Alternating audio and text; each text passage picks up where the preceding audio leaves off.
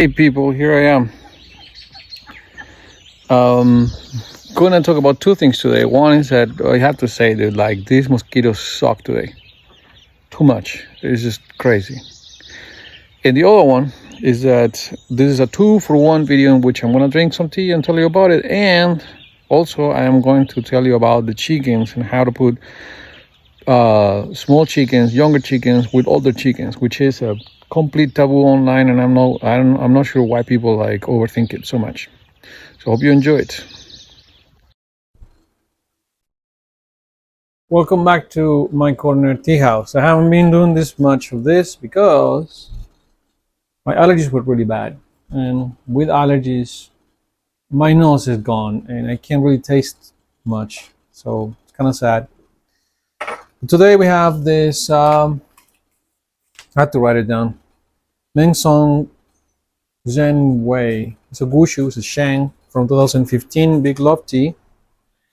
Again, he didn't put anything that I can read there except for that QR code, and it's really nice. It's a Sheng. Um, I read that it's from Engai, so Yunnan. These are pieces of cake, so you can see it's kind of like probably close to the middle of the cake. Comes like that. I've been having it for a minute, so I think I've done like 5 steeps already, and that's how it looks like when the leaves are wet.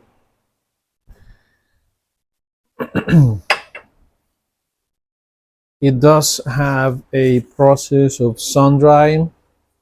It mentions that it's also fermented, and mosquitoes are terrible out there. Millstone rolling, charcoal drying. So a little bit more involved than what I'm usually drinking in terms of a Sheng. But it's 10 years old, and you rather be quick in the beginning if you're using boiling water like I am. Like at this point, it's not that important, but very uplifting, let's say. I could feel the caffeine rushing through my blood vessels. So it definitely woke me up. So if you want a tea to like have extreme clarity of mind, like I was kind of like, um, tired and whatever, but now I feel like I could go dig a hole out there, and that's what I'm gonna do after I'm done with this. I'm gonna go there and dig a trench with a couple of new tools I have. Anyhow, I would say that it does have a very sweet background for a Sheng. It does have a stringency, and you can modify that with either colder water or shorter steeps. It has that astringency that it's already been in the process of aging, so it's not that present, but it does remind you what you're drinking. So it does not taste like a black tea or anything. It's just Sheng for sure. Very thirst quenchy. Um, Notes of vanilla for sure. Um, it has a beautiful color to it, and I don't know how much is this, but you get a lot of tea out of this tea. Like I just had a fancy show pour from 2007 this morning. That's why the cups are there, because we were having that in the morning as a family, like we do. And that lasted 3 steeps, and then after that it was weak and there was nothing in there. But it had one big punch tip in the beginning. And there are different teas that are different like that. This one is a long lasting tea. I mean, this is number 5 and 6. I'm being conservative. I may even be beyond 6 and 7 or something like that. And it is still there. I mean, it's not like you're drinking water with some tea flavoring. Still there. And if I leave water in there for longer, which I should, I I definitely will be getting more tea out of it. So very refreshing, very complex. It's not just a young raw Sheng that will just hit you with a lot of bitterness and astringency. Um, Definitely better than a Red Bull. It's intense. So drink with moderation. It does not have any notes of hay or straw. Any of that. I don't feel any of that. I'm not. I'm not sure if I would say that I can taste the charcoal drying, but you kind of can't tell that it was dried with heat. The kind of like more stony mineral thing that comes up in my mind. I don't have a lot of experience with shanks to be saying that, but it did definitely make me shaky. This thing. I mean, it's impressive, like how hard it hit me.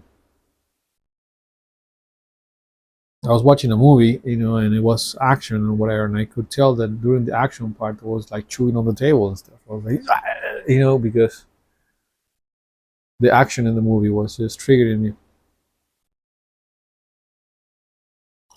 So that's the part of the thing.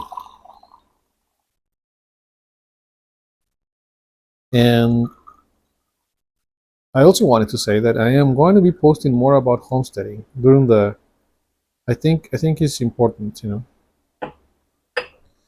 right, the second part of this video is going to be me talking about chickens and how chickens are sometimes overcomplicated by people on YouTube, and they're just chickens. You don't have to be cruel to them or anything, but also you don't have to make them into people. They don't at all think like humans.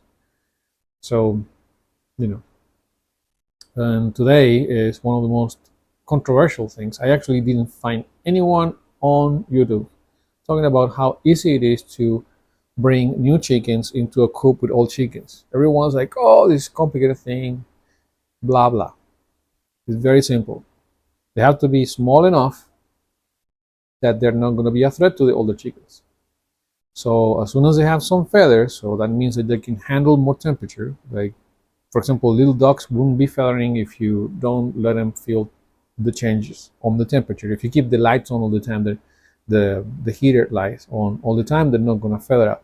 So it's showing you that they're like, we can handle more temperature right now, and they want to use their wings. They want to jump around. So instead of having him in a brooder, you bring him out to the coop, the house, the hen house. Put a light in the hen house and put some food and water, just like if it was the brooder, in an area that is not very conflictive, right? So if you have an area where the big chickens perch, don't put them there or under there because they're gonna get pooped on. Put them in an area where they're not gonna get pooped on.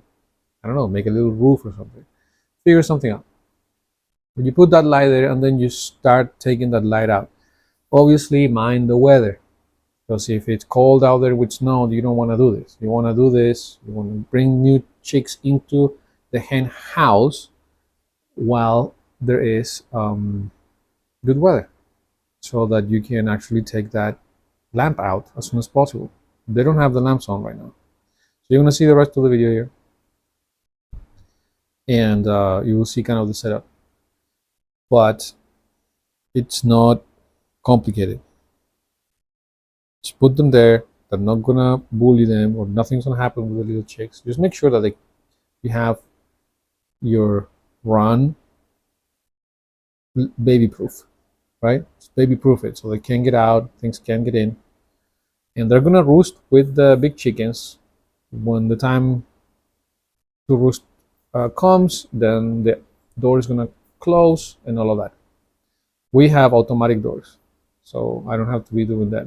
And we'll talk about how the ducks do that, but chickens is really simple. So the fact is that when you have a full-time job and you also are gardening and you have to do things at home, you have chores that everyone has, and then you have chickens and stuff, you don't want to overcomplicate stuff. Okay, like you don't want to make it into this big event. You just know that the small chickens, like the little babies, have have feathers in their wings. They're coming up, feathers. Put them out there with the other chickens. Simple, man. They're not gonna get killed, right?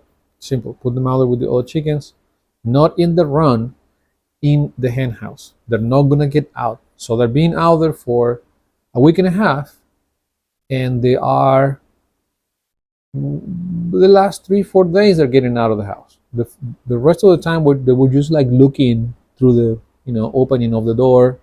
One of them will come out and they will jump back in. Two will come out, they will jump back in. Today I filmed it and you will see it.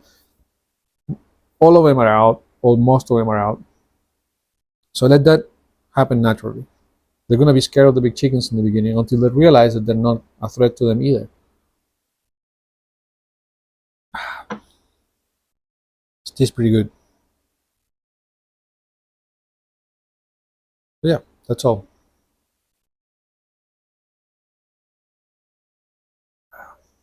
It's so good without it being astringent or astringent enough. I like it. Um, yeah, we'll talk about other plants and whatever later, but today is chicken time. Good stuff. All right.